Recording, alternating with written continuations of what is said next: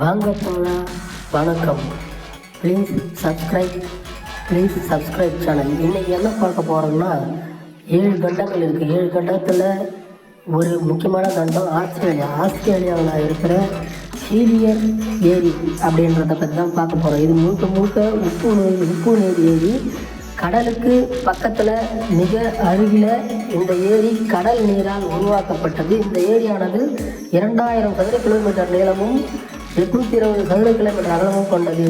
இந்த நீர் இளஞ்சிவப்பு பிங்க் நிறத்தில் இருப்பதால் இந்த ஏரி பேர் பிங்க் லேக் ஏரி என அழைக்கப்படுகிறது. இது ஆஸ்திரேலியாவில் தென்மேற்கு பகுதியில் இந்திய பெருங்கடல் அருகில் உள்ளது. ஏரியை சுற்றில மணல் பரப்பு இருக்குது.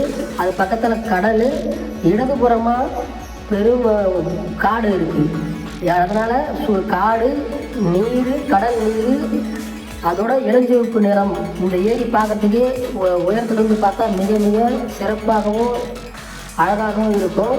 இந்த ஏரி நிரந்தரமாக இந்த ஏரியில் இந்த பிங்க் நிறம் எப்பவுமே இருக்கும். அதுக்கு காரணம் அந்த நீரில் வாழ டுனா லேயிலா சலீனா என்ற ஒரு செல் உயிரினம் தான் காரணம். வணக்கம், நன்றி, வணக்கம்.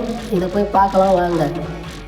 இந்த ஏரியில் இருக்கிற இளஞ்சிவப்பு நிறமானது நிரந்தரமாக இருக்கும். அதனால் அதுக்கு என்ன காரணம்னு பார்த்தோம்னா, டுனா லேயிலா சலீனா என்ற ஒரு செல் உயிரினம் தான்.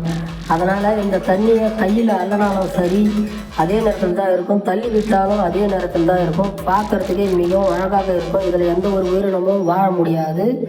ஏன்னா இது உப்பு அதிகமான இருக்கிற ஒரு ஏரி. இதன் மேல் ஏரி நடந்து போகலாம். அதை போன்ற ஒரு ஏரி. நாம் வாய்ப்பு இருந்தால் இந்த ஏரியை போய் பார்க்கலாம். ஹில்லியர் ஏரி, ஆஸ்திரேலியா. இது ஒரு உப்பு நீர் ஏரி.